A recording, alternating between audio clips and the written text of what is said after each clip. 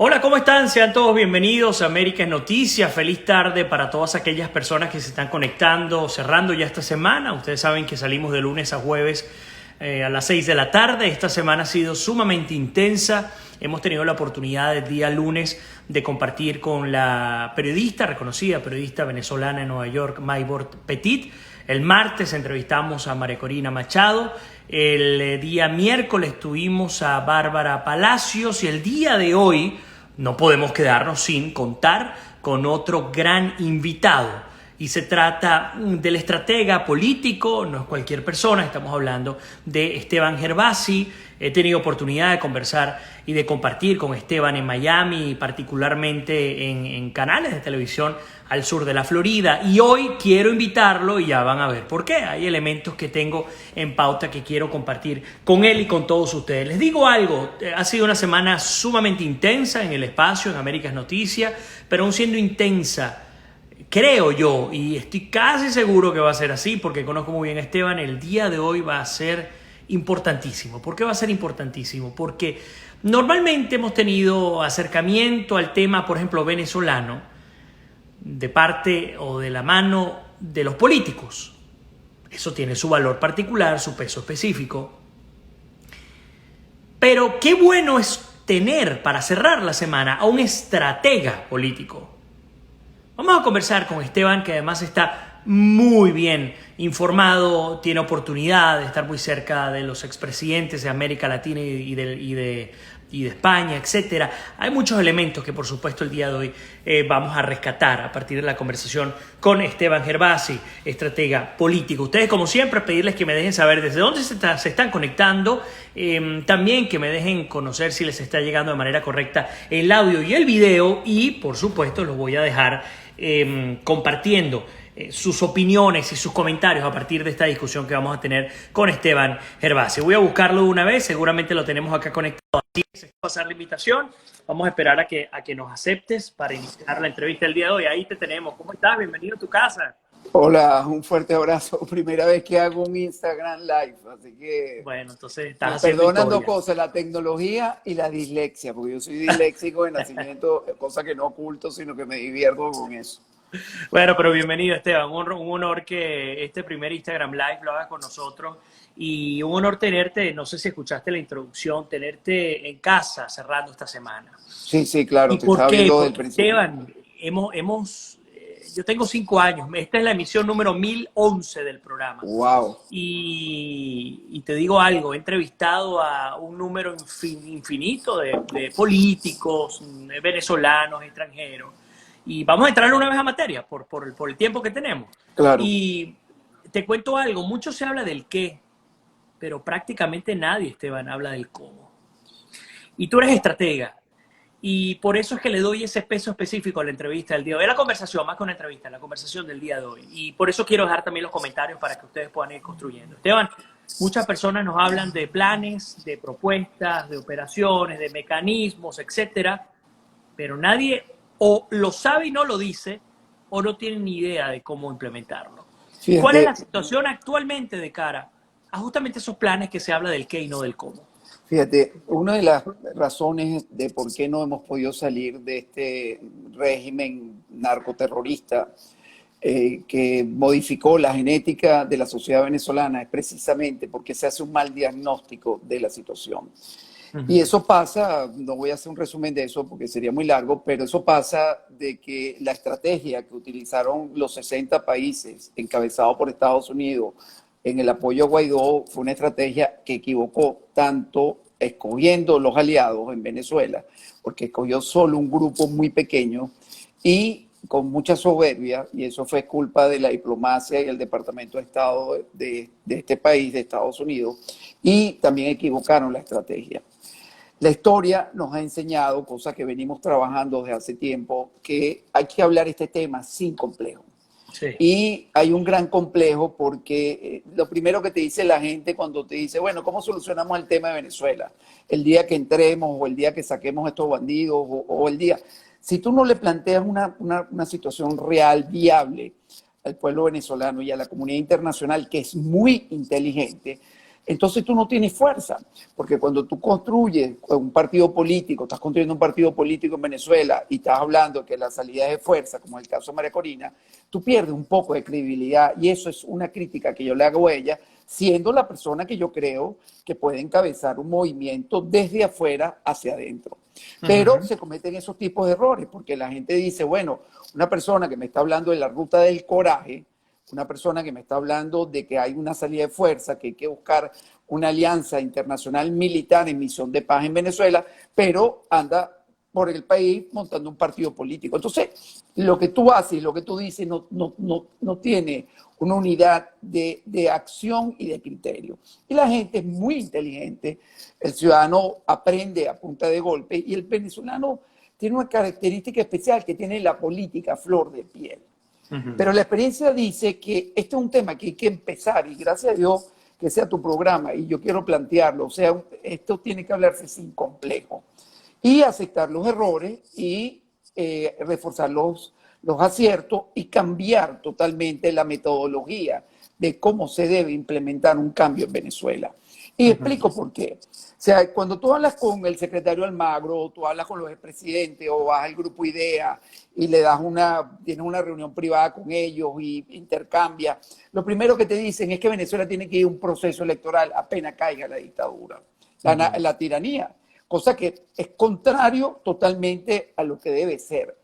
Okay. Se ha probado en estudios, hay un profesor que es de economía pública, que lo anoté aquí porque siempre me confundo su nombre, porque hay dos muy parecidas, que es Paul Collier. Paul Collier tiene una metodología y ha estudiado muy bien lo que es la reconstrucción de naciones, dónde ha sido exitosa y dónde ha sido un fracaso. Él dice que cuando se ha antepuesto la política en la retoma o la reconstrucción de una nación como prioridad, quiero explicarlo muy sencillo, cuando se quiere ir a un proceso electoral sin haber logrado otras cosas, eso al tiempo fracasa. En menos de una década se retrocede a la situación de desastre original, pero se empeora. Entonces, él plantea una metodología a la cual yo vengo estudiando con un grupo de profesionales y venimos viajando por el mundo, entendiendo qué es lo que se debe hacer, qué fue lo que se hizo en Estonia cuando se separó de la Unión Soviética y es un e-government. Y Estonia es un país que no teniendo recursos, que era muy pobre, logró un avance tecnológico y resolvió una cantidad de cosas a través de la tecnología.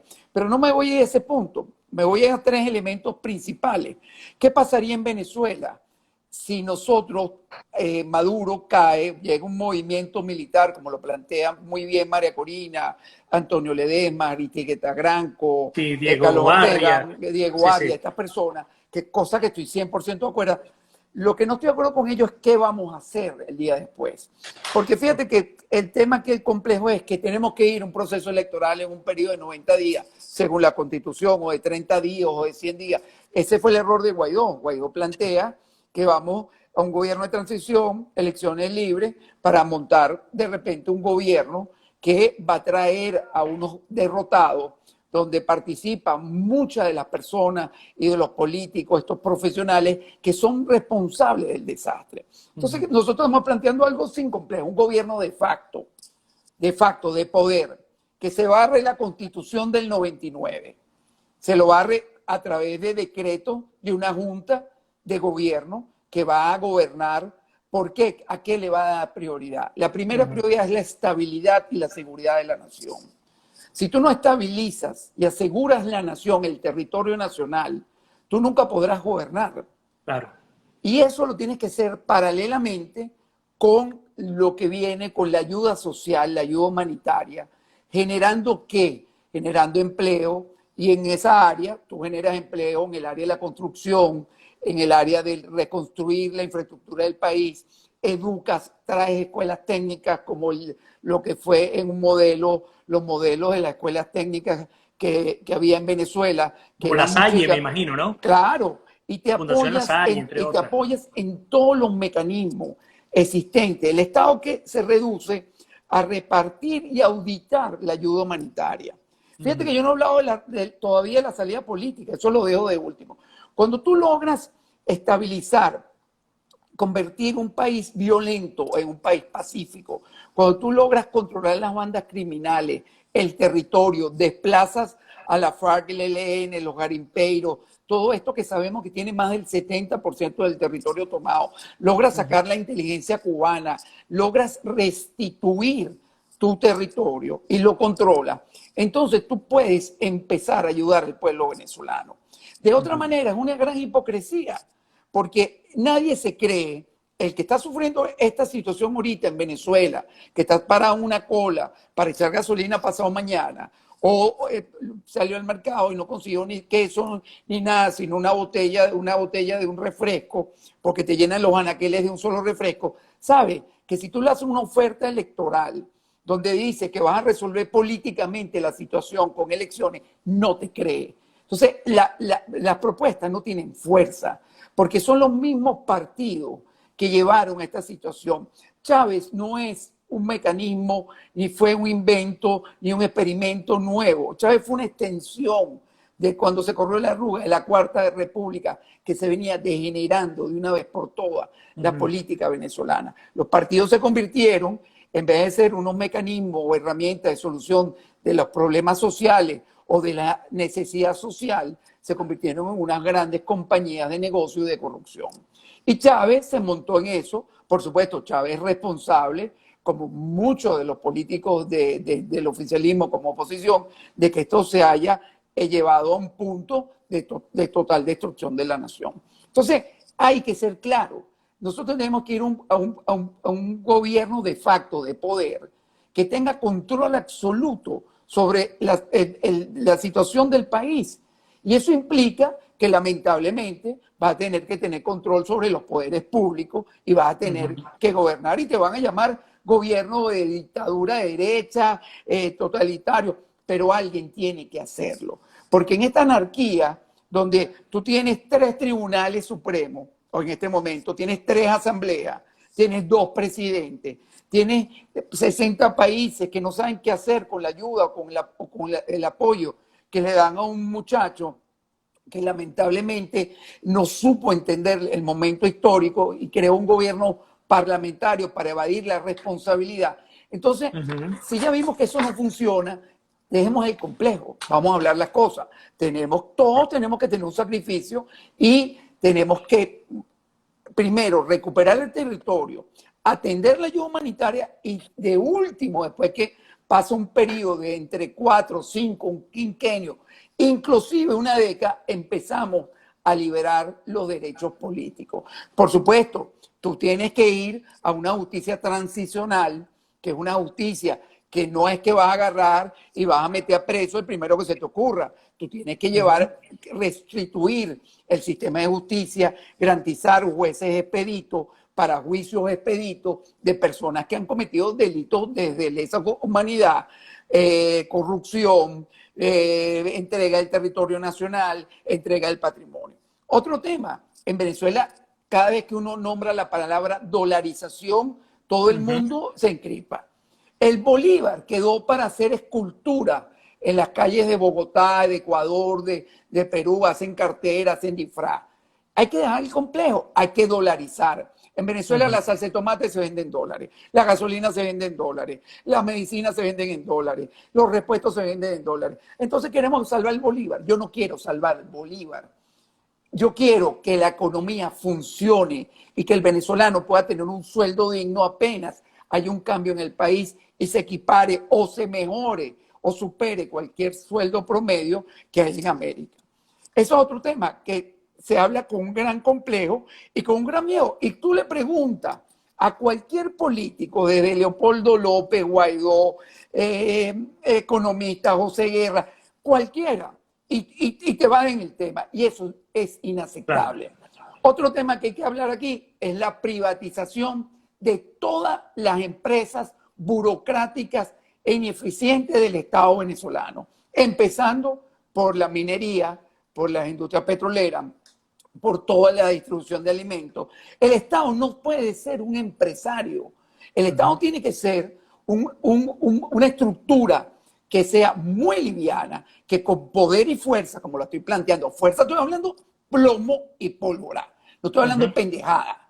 Estoy hablando plomo y pólvora. Porque yo, para poder darle paz, tranquilidad, estabilidad, trabajo, educación, empleo a los niños de Petare, tengo que hacerlo por la fuerza. Porque si no, tengo que negociar, como hizo el hijo de José Vicente Rangel, en unas ciertas áreas de paz, no me acuerdo cuál era el nombre, y entregarle a delincuentes y a pranes los territorios. Entonces ningún político se atreve. ¿Sabes por qué? Porque pierden la macolla, pierden el negocio. Cuando tú le planteas esto a una persona como Julio Borges en su cabeza, en su inconsciente y su subconsciente, dirá, coño, perdí la chamba, se me perdió la chamba. Y no es él como ejemplo, por ponerlo como un mal ejemplo, sino que ese es el pensamiento del político, del bueno y el malo.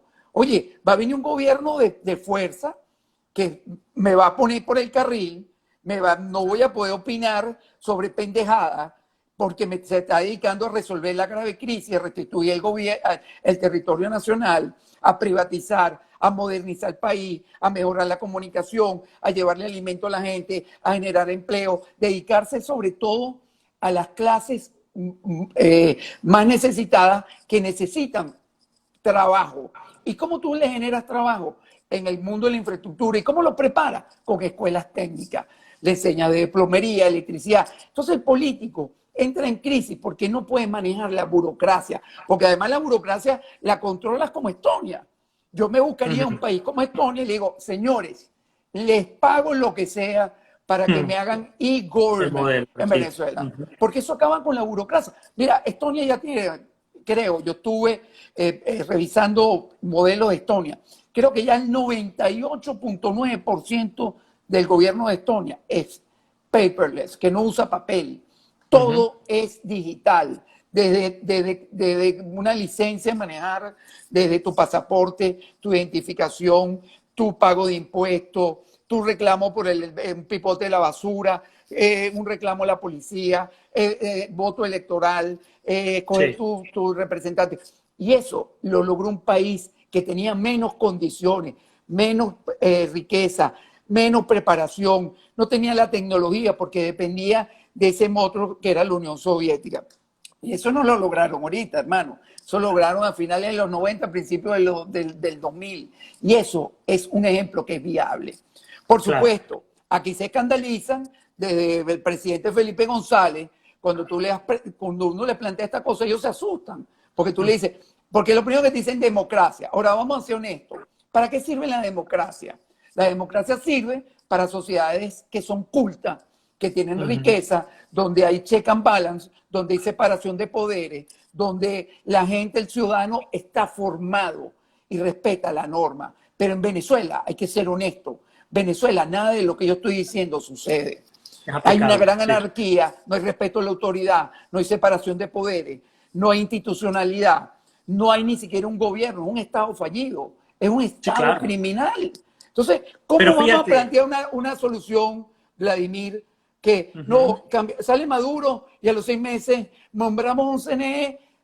Imagínate, en Venezuela la discusión es que nombremos un CNE de la oposición y del gobierno, cuando el CNE debe ser independiente, ni del gobierno ni de la oposición. Ni de la oposición, sí. Pero Esteban, fíjate algo que hay muchas cosas que me llaman la atención de todo lo que has comentado. Vamos a arrancar por lo interno y luego nos vamos al tema de nuestro mundo y sobre todo Occidente.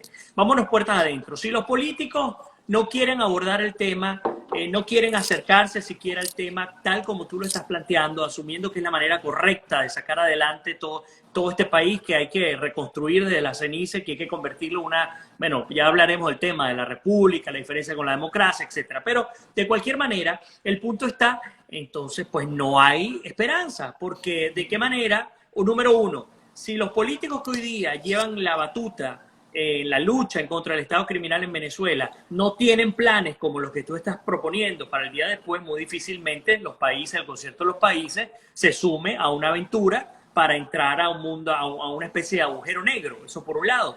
Y por otro lado me pregunto, bajo la premisa de que ellos no quieren acercarse a un gobierno de esta naturaleza como lo describe, un gobierno en el cual por supuesto se tenga que aplicar el uso de la fuerza bajo la tolerancia cero, donde no puede haber ningún tipo de proceso democrático hasta que haya una limpieza real del país y con toda la extensión de la palabra, ¿no?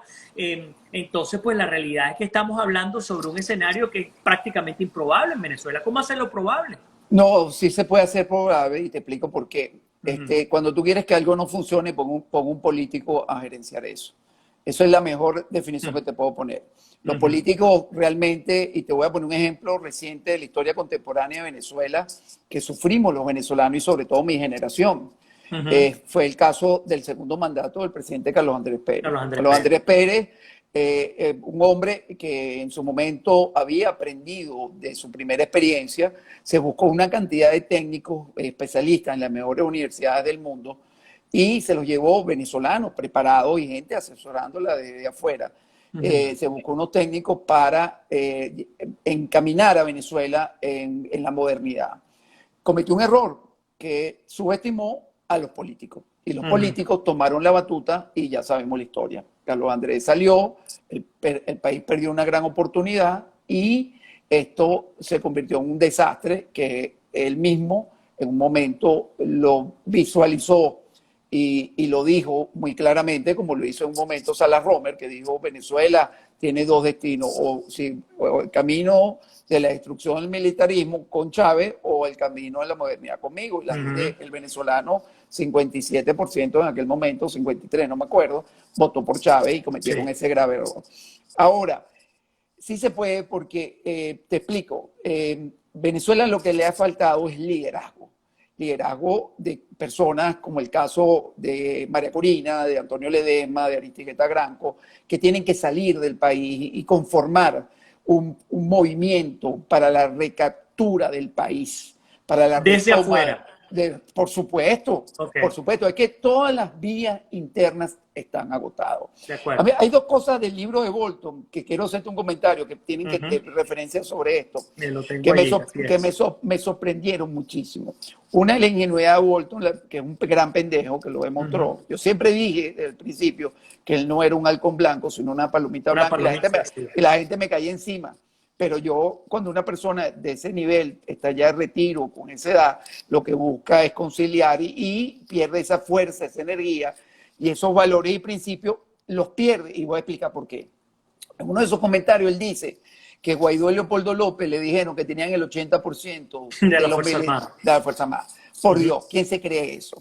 Cuando las Fuerzas Armadas en Venezuela fueron destruidas, fue la primera institución que Chávez destruyó con el Plan Bolívar 2000 y puso a los soldados, a los generales, a los coroneles a vender papa. A la gente, la gente se le olvida.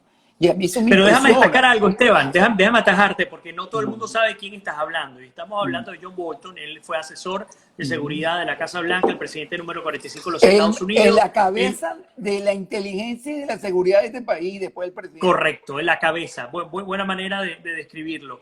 Él sale de la administración de Trump y inicia el proceso de la escritura de un libro en el cual ha ventilado una cantidad de elementos y por supuesto la cantidad de críticas que han llovido en torno a qué debe y qué no debe publicar, entendiendo la posición que tenía él sensible en la Casa Blanca y qué era lo que tenía que revestir él con esa investidura. Cuento corto, ha revelado parte de su libro, entiendo que todavía no ha salido, ¿no? Está por salir. No, sí, él lo entregó a varios medios y salió sí, a los medios, exacto, es decir, sí. A donde voy es que apenas está saliendo a la venta, pero independientemente de eso, ya tenemos información concreta y él ha hablado de Venezuela. Entonces, Esteban, continúa la explicación sobre el tema de Venezuela, porque además, por supuesto, están hablando de Leopoldo López y de Guaidó. Claro, y él aclara que Trump fue muy claro desde un principio que quería una salida de fuerza, una salida militar, que desconfiaba de Guaidó, que desconfiaba de su movimiento y que sus asesores, incluyéndolo a él, Bolton, reconoce en el libro que él mismo lo paró. Pero había otro punto, habla del 30 de abril, del fracasado golpe del 30 de abril, donde estuvo involucrado, dirigido por Leopoldo López y Juan Guaidó y Estampón de Figuera, y toda esta gente que ahora los tratan como unos héroes, que tenían sanciones del Tesoro y se las quitaron en una negociación que para mí es totalmente ilegal, porque cuando tú tienes una persona sancionada porque cometió un delito, entonces tú no puedes ser juez y parte y decir, bueno, te sanciono y ahora porque te viniste para allá lado te quitó. Tú tienes que pasar por un proceso judicial y darle la cara a la justicia. Pero Bolton dice una cosa gravísima y dice en la transcripción, dice esta perlita, nosotros cedimos nuestros valores y principios para tratar de llegar a un acuerdo con el régimen. Dime, si eran valores y principios, Entonces, tú nunca lo cedes, porque los valores y principios tú mueres por ellos. Si Bolton cedió sus valores y principios, entonces no tenía valores y principios, porque los valores tuyos, familiares, religiosos, como ciudadano, como político, tú no los cedes. Yo no cedo mis Claro, pero tú valores. puedes aplicar, Esteban, el principio de la Realpolitik, y en el principio de la Realpolitik tú dejas a un lado los Claro, valores y negocias por conveniencia, ¿no? claro, No sé pero si a eso tú, se refería. no, se refería a que ellos cedían a una negociación con el Estado criminal y con, creo que fue Churchill que dijo, cuando tú te arrodillas a los tiranos o te doblas, al final quedas humillado y además Sí, pierdes la cabeza o pierdes la guerra. Y eso es lo que estos señores no han entendido. Ese libro, además, ese libro que a mí me parece gravísimo que ese señor que tenía esa responsabilidad haya faltado a su juramento de acuerdo. patrio de este país. Yo soy ciudadano americano y me parece gravísimo que la mano de la seguridad del país, gracias a Dios que el presidente Trump lo votó, gracias a Dios que el presidente Trump está clarito desde el principio que la salida de fuerza, y eso es parte del elemento de nuestra discusión. Si el liderazgo venezolano sale o se aglutina encabezado por gente como María Corina, acompañado por ti, por nosotros, y montamos un equipo de venezolanos acompañados y exigimos que las fuerzas militares de la región, basados en una cantidad de argumentos legales, donde Venezuela ha sido signatario de acuerdos desde el TEAR, el ROPE, la Carta Democrática. No voy a caer en esos detalles porque eso perderíamos Sí, mucho tiempo. Si nosotros logramos eso, nosotros podemos retomar el territorio nacional por la fuerza. Buscaríamos financiamiento, porque eso es otra cosa que la gente no sabe. Cuando se va a hacer la retoma de un país, la reconstrucción de un país, aparecen una cantidad de organizaciones que invierten dinero, claro, tanto que es un negocio, Estado, obvio. no, pero además de negocio, porque necesitan crear estabilidad en regiones, como pasó en De acuerdo. Europa, como pasó en el Medio Oriente, como ha pasado a través de la historia. Y fíjate lo que ha pasado en Latinoamérica, en América.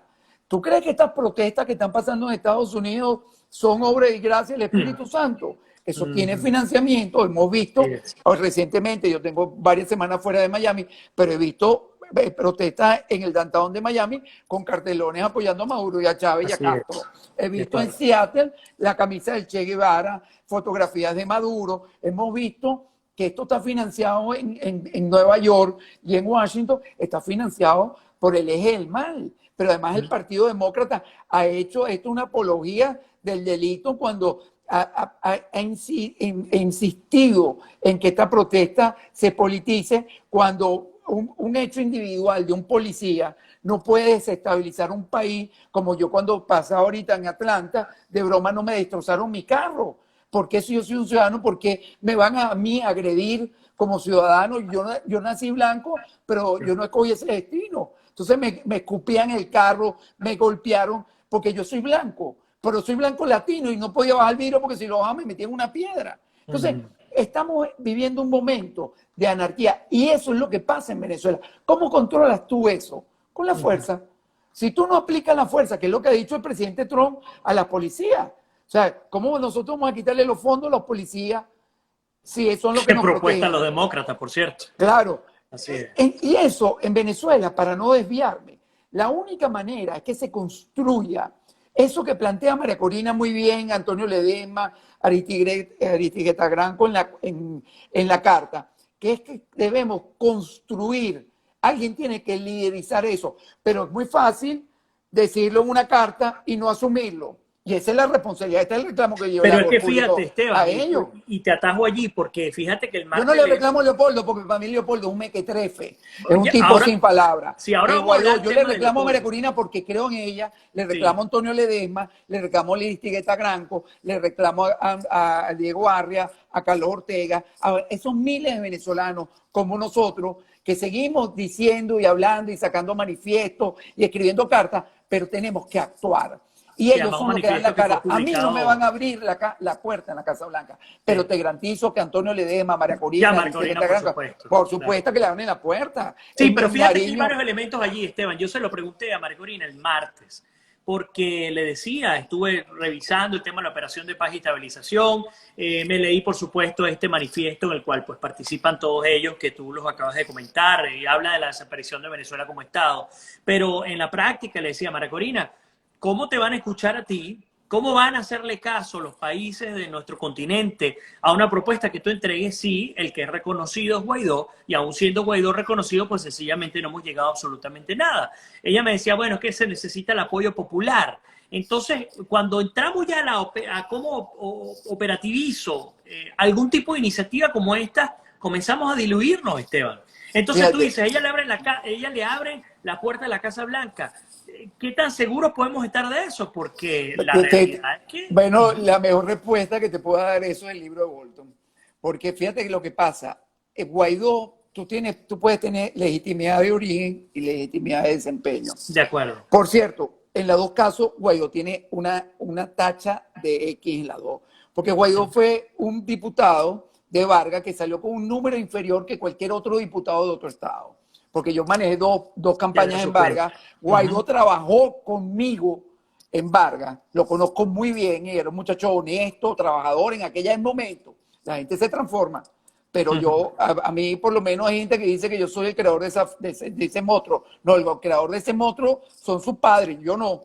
Yo en el momento que estuvo haciendo política conmigo en la calle, Realpolitik, era un muchacho honesto, trabajador, humilde, centrado, y yo lo reconozco, pero la gente cuando ve el poder y se le mete real en el bolsillo, hermano, pierde todos los valores y los principios.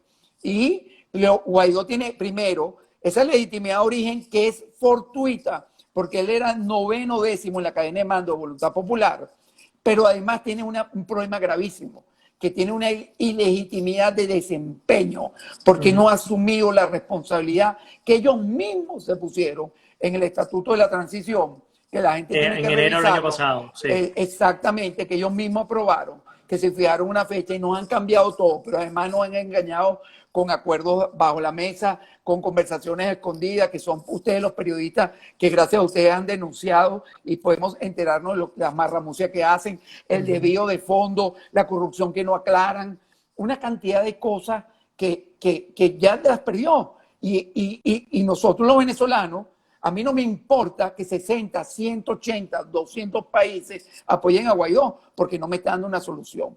Pero yo le digo algo a los dirigentes. Las sociedades no aceptan vacíos. Y ellos, los mediocres, están rellenando esos huecos, esos vacíos, porque los buenos no lo quieren rellenar. El poder, cuando Betancur salía al exilio, mi mamá y mi padre, mi papá tuvo años preso en la dictadura de Pérez Jiménez, y fue el último preso político salir en Ciudad Bolívar, porque lo tenían separado, y que cuando Pérez Jiménez cayó el 23, mi papá apareció a los 3 días, metió un hueco, y mi mamá me cuenta que ellos hacían pasticho, comida, suspiro, y lo vendían para mandarle plata a Betancur y a otros exiliados que estaban luchando y montando lo que lograron hacer en el 58. Y te voy a dar otro ejemplo de cuando yo dije que hay dos cosas importantes que no he dicho en la medida que yo haría: proscribir el comunismo. Lo elimino como ley, sí. Lo prohíbo, los símbolos, mando a borrar y a tumbar todas las estatuas del comunismo, de Chávez, de toda esa basura, del socialismo, toda esa vaina la acabo. La acabo con la fuerza. Así me llamen extremista, derecha, fascista, hijo de Hitler, lo que tú quieras. Pero eso hay que acabarlo, porque nosotros no podemos hacerle culto a nada de esa basura. Nosotros la única persona que le podemos hacer culto es a Dios. Y el que no cree en Dios, le respetamos. Pero señores, no podemos seguir con ideologías mediocres llevando eso. Y te voy a decir algo más grave. Y con sincretismo además que nos destruye. Pero fíjate en el ejemplo histórico del 58. Marcos Pérez Jiménez se manda a diseñar se hace una constitución al principio de los 50, que se hizo en el 52 y se aprueba en el 53.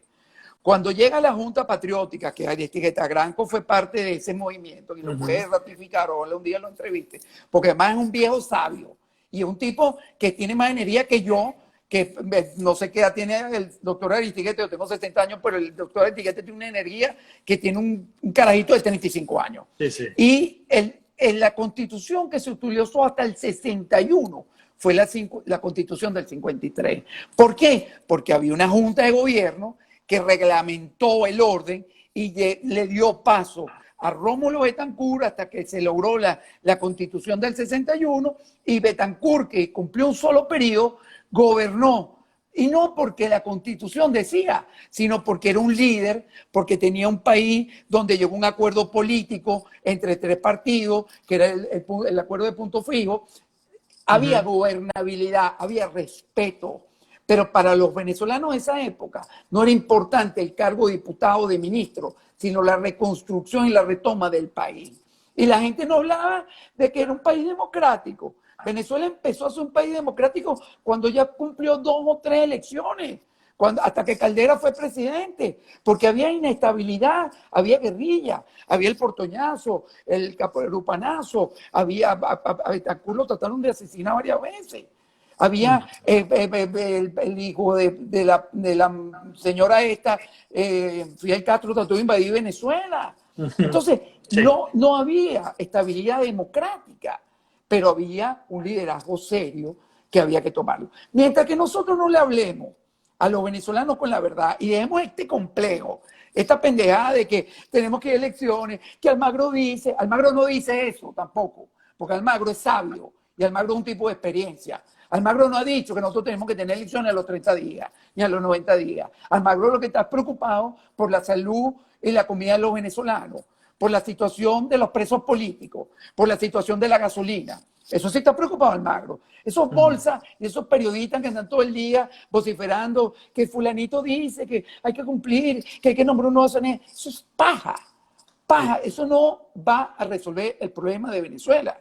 Y no lo resuelve en 1 año, en 2 años, ni en 3 años. Entonces dejemos el complejo, vamos a subir el debate, vamos a hablar estas cosas, dejemos las cosas, ese chismeo diario, y vamos a empezar a resolver. Porque ¿sabes qué pasa? Si nosotros empezamos a hablar de esto sin complejo, se va a empezar a sumar gente, y la gente empieza a soñar, y empieza a entender, y dice, y termina actuando, claro.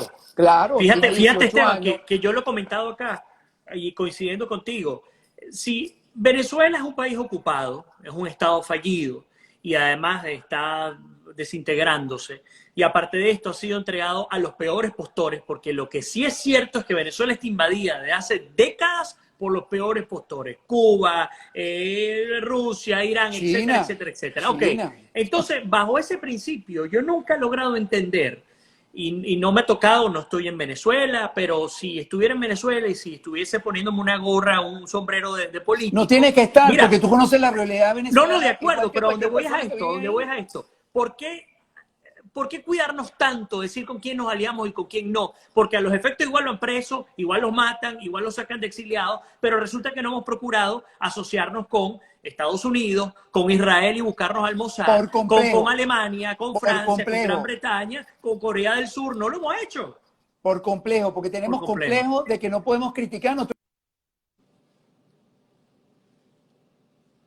Creo que me entró una llamada. Yo me doy el lujo de criticar a los líderes que yo creo, a María Corina, a Ledesma, a los demás. Yo me doy ese lujo de criticar mis propios errores. Exacto. Pero yo no, y eso hay que hacerlo sin complejo. Pero la gente tiene que entender. El complejo viene, Esteban, de hace rato, porque es que yo lo vengo diciendo también. Aquí el tema, el fin en sí mismo, lo han vendido como la unidad, y la unidad no es el fin en sí mismo. El fin en sí mismo es la liberación de una patria que está entregada y está destruida. Entonces, con el cuento de la libertad en ¿Cuándo Venezuela, te viniste el tú fin de último ha Venezuela? sido la unidad. ¿Cómo? Claro, ¿cuándo te viniste tú de Venezuela? Hace 6 años. En el 14. ¿Qué eran los Jordan? ¿Qué eran los Jordan? Los Jordan eran la admiración de los sectores populares y de la clase media, un jugador de básquet que era primero del mundo. Claro que ¿Tú conociste a algún jugador de básquet cubano que nosotros seguimos? Óyeme, Raúl, seguimos a Raúl. Yo nunca conocí un beisbolista como un básquet. O sea, en los sectores del país, el pueblo no tenía complejo. Los complejos lo tienen los políticos, que son la Internacional Socialista, que son centro izquierda, son pura basura. Porque Aristigueta Granco el otro día hizo un programa que me pareció genial, que me prendió un bombillo cuando él dice una carencia aquí en Venezuela, que no tenemos ideología. Porque en Venezuela, yo me acuerdo que la esposa de este señor Leopoldo López, hablando que ellos son socialistas, centro socialistas, que ella pertenece a como que si eso fuera un buen currículum, yo pertenezco a la Internacional Socialista. Revisen la historia. ¿Cuántos muertos ha dejado el socialismo en el mundo y el comunismo? ¿Cuánto derrota? Que me digan qué obra ha dejado el socialismo en el mundo que ha sido bienestar para la humanidad. Bueno, pero es un estigma del propio no nacimiento leen, parte. ¿quién cree? No pueden seguir haciendo política por mercadeo político, Claro. carajo. Tienen que empezar a hacer política por el estómago del pueblo, el corazón del pueblo, Pero la racionalidad del Esteban, pueblo. aquí hay un problema que hay que agregarle, y es que no solamente un tema exclusivo de Venezuela. Estamos viendo, por ejemplo, en Bolivia. En Bolivia logran sacar a Evo Morales y la oposición boliviana se revienta y se implosiona y ya van a perder otra vez Bolivia. Y ni siquiera la han ganado, ya la están perdiendo ya. ¿Tú sabes por qué? Porque es muy corrupta. Porque ahí hay un venezolano que controla todos los medios, los sistemas de trenes, las radios, todo eso, que es Carlos Gil. ¿Y tú sabes quién apoya a Carlos Gil? Pregúntale a Leopoldo López si lo que yo estoy diciendo es mentira. Pregúntale al embajador que mandaron a que le lavara la cara a Carlos Gil en Bolivia. Y pregúntale a los candidatos que son amigos de nosotros si no tienen relación con Carlos Gil. Entonces, los países no pueden moverse por intereses corruptos, porque no salimos de esto, y esa es la gran hipocresía. Por eso que los pueblos no le creen a los líderes. Por eso que cuando yo me siento, por eso que cuando yo hacía campaña en Venezuela, era yo que me metía en los sectores, en las urbanizaciones, en las oficinas de las alcaldías, cuando tenía que competir. Por eso que ganábamos, y le ganábamos a Chávez. Por eso que ganamos el referéndum revocatorio de Chávez en el estado Miranda, en el municipio Sucre. Porque nos metíamos, porque hablábamos, porque sentíamos la política, lo que la gente. Estos bolsas mandan a una compañía a que haga un levantamiento con una ficha a ver qué piensa el pueblo. Por Dios. Sí. Eso no es realpolitik, hermano. Por eso que un tipo como Trump, que es un animal de instinto, de olfato político, les ha torcido el estamento político a los americanos. Porque los políticos cuando yo te lo dije antes, cuando tú quieras que algo se dañe, pon un político gerencial. Un político allí, así es. Entonces, dejemos el complejo, busquemos la solución del país, armemos con estos líderes como María Corina, Ledesma, Aristigueta Granco, Carlos Ortega, Carlos Blanco, David Morán, tú, hay millones. Este muchacho, José Mario Legaterol, sí. Pancho Costa Fragachán, Franceschi, Ignacio de León. Yo te puedo pasar 10 días nombrándote gente aquí. Vamos a montar, vamos a hacerlo, vamos a formalizarlo, pero María Corina no me puede seguir diciendo a mí que la conozco y la respeto y es mi líder, que ella va a seguir haciendo una salida de fuerza en Venezuela montando un partido político. María Corina, estás equivocada. Y yo te respeto y te quiero, pero alguien te lo tiene que decir. Tú no puedes seguir ofreciendo algo que no se cumple y actuar y decir una cosa, porque eso yo soy, óyeme, disléxico, no bipolar, y eso es bipolaridad. Entonces, los líderes... Hay algo que quiero aprovechar. Que tienen que salirse de España, porque España es un país invadido por el comunismo, el socialismo, tiene que venirse para acá. Antonio está perdiendo su tiempo allá. Contigo. Ahora, tú eres un hombre muy bien informado, y no solamente muy bien informado, sino muy bien acompañado. Tú has tenido la oportunidad de compartir con infinidad de presidentes y expresidentes del continente y un poco más allá.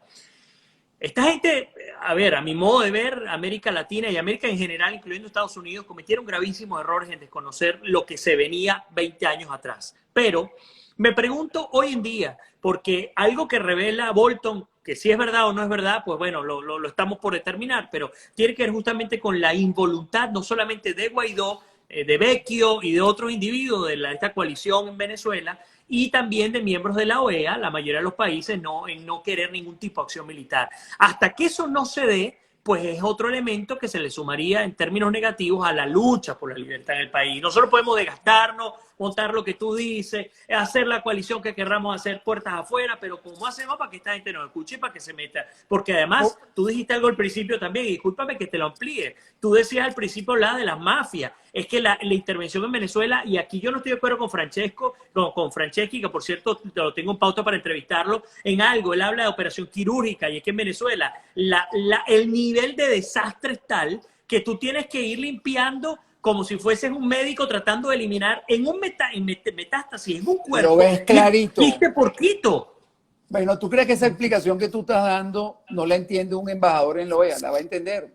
Claro. Cuando esa explicación que tú estás dando, cuando tú la tienes documentada con video, fotografía, números, hechos reales, Venezuela tiene 400.000 muertos por violencia en 21 años de esta locura narcoterrorista. Pero además, no te estoy contando la gente que queda inválida, la gente que se mata en las autopistas, que se matan porque se robaron el aviso, porque la gobernación no reparó el hueco, no reparó el puente. La gente no entiende. Cuando tú no narras tu tragedia correctamente, sino tus intereses, porque si Vecchio, Guaidó, Leopoldo, Julio, toda esta gente que está haciendo, lo que vas a plantear salidas políticas, el diplomático o el país dice, no, estos tipos creen, como lo dice Bolton muy bien en el libro, que podemos llegar a un acuerdo con el régimen y que Maduro lo que está buscando, que todavía dicen que está buscando un exilio de oro.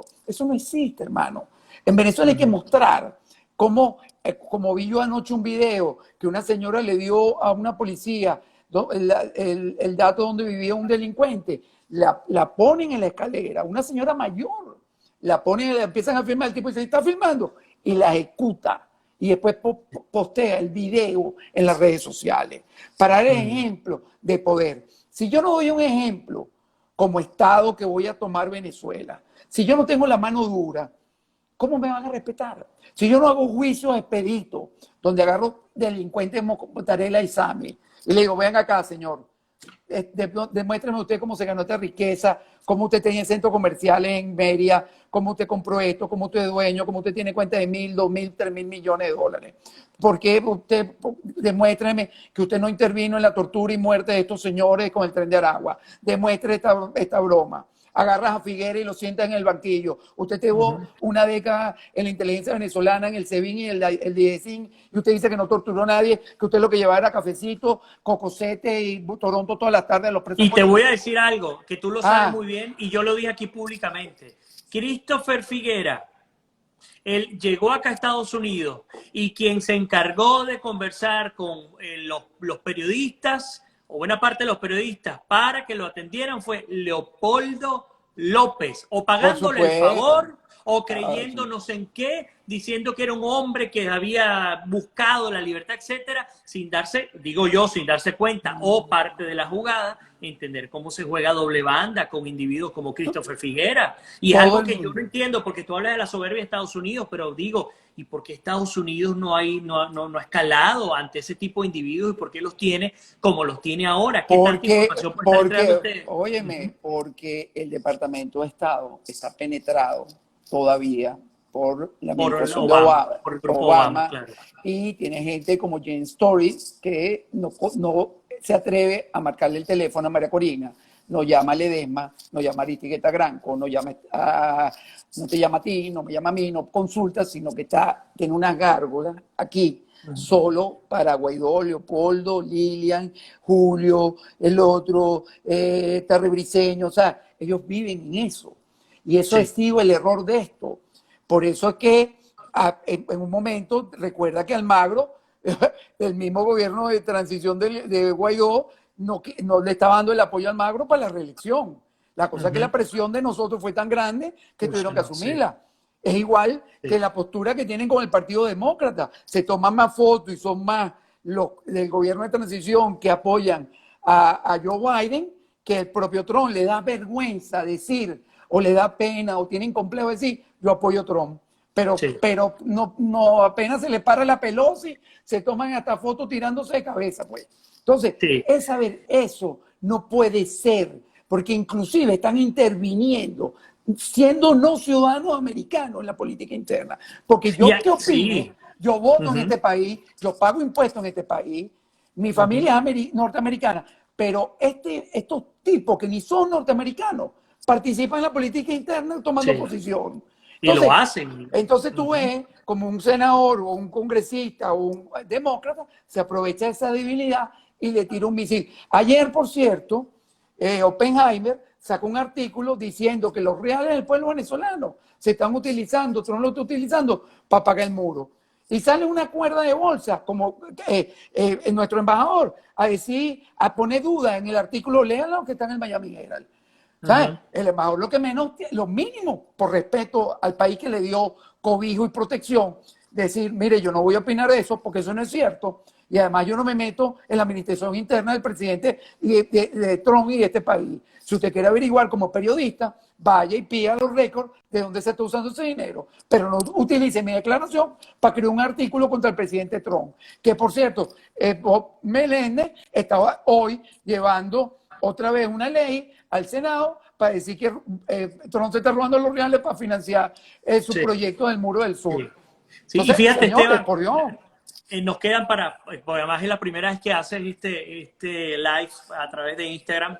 Cosa que te agradezco. Es solamente una hora, pero contigo vale la pena esta cátedra que nos estás dando, compartirla mucho más frecuentemente, así que te comprometo públicamente. Pero fíjate, hemos vivido engañados, porque es que ¿cuántas veces hemos escuchado a la coalición representada por Guaidó diciendo que todas las opciones están sobre la mesa y que hay que esperar el tiempo, esperen el TIAR? Nosotros hemos venido buscando el consenso al menos de cara a lo que dice Bolton es, bueno, señores, aquí todo lo contrario, lo que hicieron fue decir, hey, no, un paso atrás, que nosotros nos encargamos de nuestro problema, incluyendo el embajador Gustavo Tarre Briceño, insisto, bajo lo declarado por John Bolton. ¿Es cierto? ¿Estuvimos engañados todo este tiempo y lo que hicimos fue perder 2 años más?